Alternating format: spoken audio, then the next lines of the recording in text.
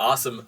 Welcome to another episode of PPC Funnel Fixtures. I'm here, Jonathan Dane, CEO of Client Boost, with Liz Metcalf. How do you pronounce your last name? Metcalf. Metcalf. Like I met a calf. There you go.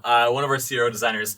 The industry we're going to go over today is going to be nursing degrees, and most of that's going to be around like online universities and stuff like that too. So we have three examples. We have ASU Online, West Coast University, and National University. If you look at the ads right here, like one of the search terms that we had was registered nurse degree. Now, from an ad perspective, which I know is not your world, so I'll take this one if that's okay with you. What we usually look for is anytime you can use as much real estate space you can from all the extensions, that's great. Sometimes even if the ad is actually being shown and it looks pretty bare, like the National University, the third ad, it may be Google just deciding to not have it in there, so we don't know. So this is what we see from the outside. But one thing that I think is going to be really, really important is using what we call single keyword ad groups. Once we use that type of structure, we usually see click-through rates go up, which means quality scores go up, and also the cost per clicks go down. And for anybody who cares about a cost per lead, that means that the cost per lead will go down as well too. So to do that, we would basically recommend that your search term and your ad ratio is closer to 1-to-1. So the registered nurse degree, we'd want to use in the headline.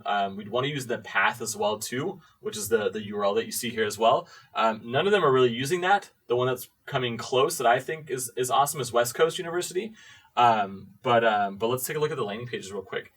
So the first one is ASU Online. I mean, what's your first feedback impression? So my first feedback here is, obviously this is a nursing page. Can we click on this? Yeah. Oh, I kind of want to see this drop down here. Okay, cool. Okay. There you go. Which one do you want to have now? I know. So there's a lot here. Now, obviously we know it's nursing. So which is crazy, right? Because why... I mean, it's good that it's top, I guess. Yeah, but beyond that, like, why is all this stuff down here then too? We're giving out, there's a lot of options here, which when you give too many options, you risk confusing your visitor. Another thing too is this can be possibly pretty intimidating to someone that comes to the page that might not be ready to dive right in. So you want to keep your pre-qualifying questions lower threat, a little more simple, easy to answer to where no one's going to get stumped on them. Right. Exactly. And then so if you go to the second step, it comes, so who is a student guide for is what they ask. First and last name, email, phone number, and zip code. So we ran through this and we actually downloaded it, and I was actually a little disappointed because one thing I was hoping it was going to be in relation to being the nursing degree, not that I'm trying to be a nurse, but it was a 2-page PDF that was about ASU. And I'm like, I can look at that on their website if I wanted to find this information pretty quickly. So it doesn't really give me any value, and if it did, I feel like I just got baited into, converting, and then somebody's going to call me and I didn't get the value that I was hoping for. The student guide was pretty bland, so the experience wasn't that great.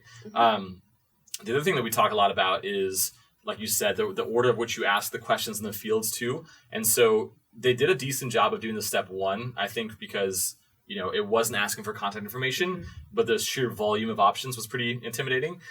So I think they can do a better job of either, already knowing that because they know the visitor, they know the URL.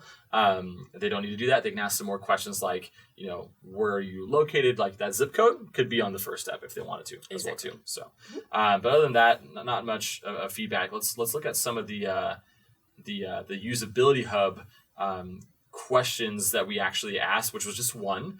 Imagine that you're looking to start your nursing degree. What do you not like about this landing page is what the question we asked. And so some people were like, this is great. Not a lot of things to look at.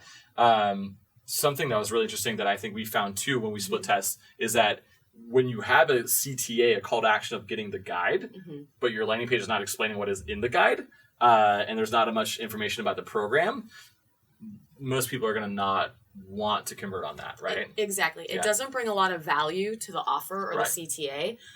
We want to know, why do I want to give you my information? Why is this guide going to help me? Not general student guide. That really doesn't tell you what value your offer provides. Yeah, and I think if the search was something that was like ASU nurse and degree, like they actually knew that it was a branded search, you can probably get by with this landing page. But because it's generic search and people are going to compare you to all the other competitors out there, you got to be careful not expecting that you can just get by with like your brand name, or you already have that street cred in terms of this too. But a lot of people like the page in general, but and some of them was like about colors, which don't matter much. But I think the biggest lever is going to be in regards to the actual form itself. Cool. West Coast University. So immediately I look at the form. What do you think?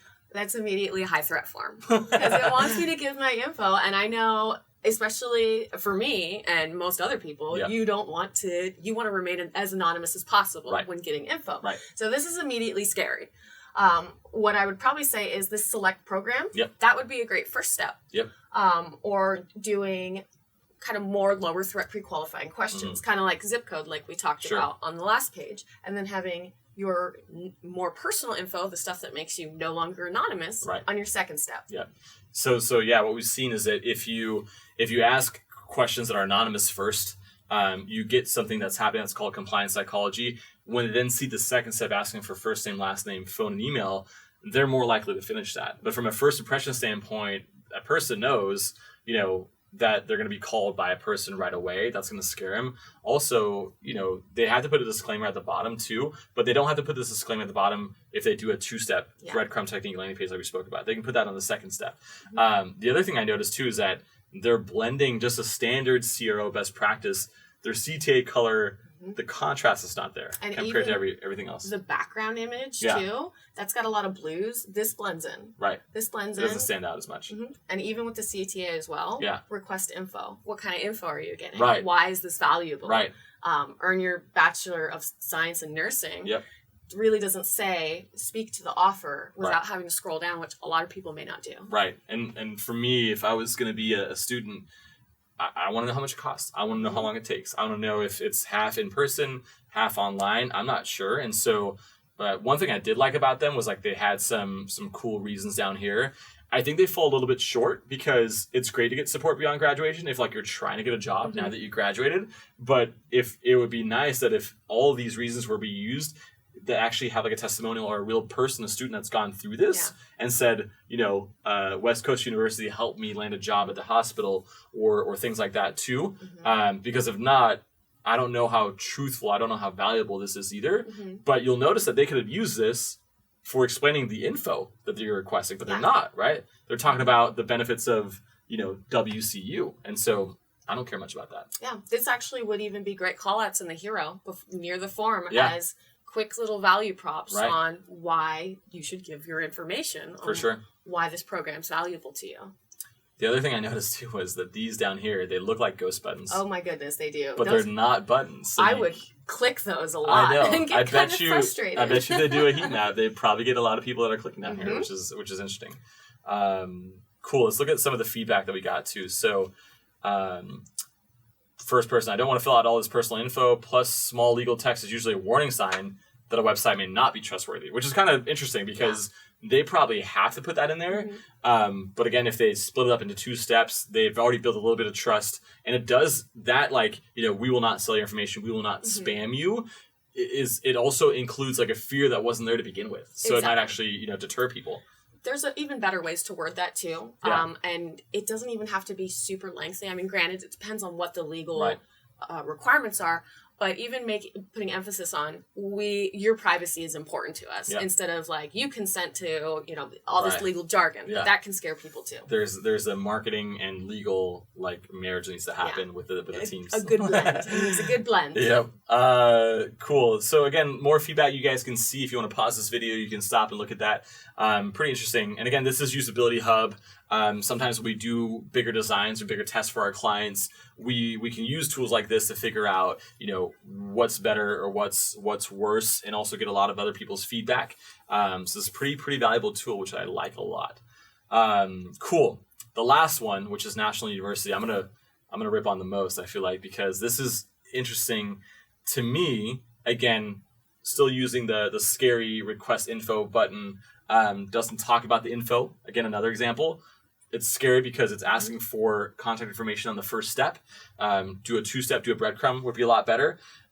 It's very, very short, so it doesn't talk about a lot. I mean, it has the bullet points down here, but I think from a from a person who is even like younger than a millennial who's getting ready to go into their nursing degree, the design, the layout, the iconography that you can use to convey meaning without a lot of text could be super important. What are your thoughts? I know, I fully agree. This is really busy. This is really busy, and since the page is short, all of the information is being put above the fold instead of the most important. Another thing I look at too, especially people looking for programs to go into that are shopping around, social proof. There's no social proof that I'm seeing right off the bat. I think we had some icons, logos lower down as social proof. Yeah. Great. But that could have been incorporated into the hero to help kind of bring value to their program. Right. If we scroll back up to the form, another thing I noticed is this really doesn't tell you what you're getting in exchange for your information. Right. Not a lot of value. Please fill out the form to get started today. That doesn't really tell me, what am I getting started on? Right. What am I enrolling? Is this an application? What's going on? And then request info is super vague as well. Yep. So there's not really, again, any highlight to the value of why you're providing your information. So automatically, that makes me not want to convert on this page. Yeah. I will probably go find another page that kind of tells me a little more. Exactly. And then another thing I was noticing too, that none of the examples that we've seen so far was like telling a person what they can make. I mean, a person who's searching for a nursing degree might already have done that research, like what the salary is, those kind of things, the impact in people's lives, like the human-based value of going through this degree. I don't see anybody taking advantage of that. They're not saying, like we talked about, how much does the actual program cost was one. How long does it take? This one's touching on this a little bit. But if I'm looking for like a nurse degree, I noticed that there was an RN, which is like a registered nurse, and there was also an LVN, which is a something vocational nurse. Yeah. I don't know the difference of those two. And so knowing some of those things, and it's sometimes where you just ask and figure out what are the frequently asked questions from your students before they become, from the applicants before they become students. Those are perfect and a goldmine to use for sections on your landing page to answer that, so it doesn't become friction, right? Yep. Even pre-qualifying questions on your form. That would be great. So your sales team doesn't waste time if they're not qualified. And I mean, sometimes you can subtly answer questions with that as well. Right. Like what if there's specific subcategories to programs, and people aren't sure if that's in your form too. That kind of helps guide them in the right direction. That's true. The thing that I thought was really interesting, so we converted on this, and then we came to this view. And so if you can barely see it, but this is a perfect example of like, we've already filled the information out on the first step. So they bring that over automatically, which is great, right? But like the admission and like the application, like I don't know how much it costs. I still don't know how long it takes. Like, why are you getting so greedy as a marketer, thinking that you're not going to need to hold my hand? I have questions that haven't been answered because your form is so short. Now, the best one is like you're mentioning, choose your degree level, select a program. How would you like to take classes? When you would like to start? Mind blown. Like, you can use those for the first step and then ask, the first name, last name, email, phone number. And then if you still wanted to be this, aggressive marketer, you can still drop them in here, but you'll have a much higher conversion rate in the order of which you're asking the questions. Exactly. And that's super important because, like we were saying before, if you can get visitors to agree to smaller asks, they're more likely going to say yes to the bigger ones. So here it's very backwards because these are, again, things we should be asking in the beginning before getting info. And another thing, this is a huge ask because I just filled out the form to get info. I'm clearly not ready to apply yet. I still haven't gotten info. I haven't gotten it yet. What info did I get? And I still don't even know what info I actually got. So this is definitely very scary. Cool. Let's look at some of the feedback, the points that people were making. The quote is too far away from the person. It's just like a little, like the actual quote. Photo bullet points page looks credible. Request info on the first page. Phone number easy to find. Accreditation and accolades prominently displayed. So this is a person who I feel like has taken a lot of these surveys because they're like answering like the main things as far as social proof, which is great. Clean layout. A lot of people saying this looks great. Online nursing degree is not desirable. That's because that person is not looking for a nursing degree. So again, some of this feedback is hit and miss.